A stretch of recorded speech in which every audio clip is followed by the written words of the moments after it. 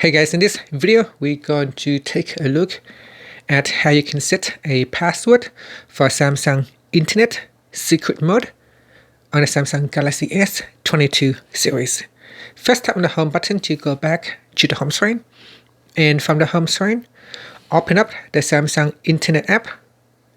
Next, tap on the menu key at the bottom. Then from the pop-up, tap on Settings. In Settings, go down to the Privacy section, and then tap on Personal Browsing Data.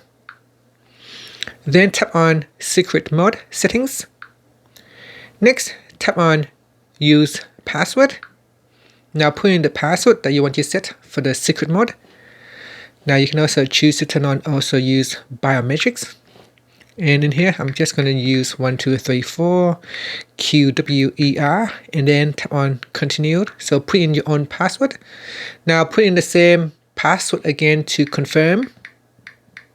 Then tap on the OK button. And that's it. We have now set a secret mode password. So if I tap on the back key to go back to my web page, and if I open up a new page and I turn on secret mode, you can see that I need to put in a password or use a biometrics verification.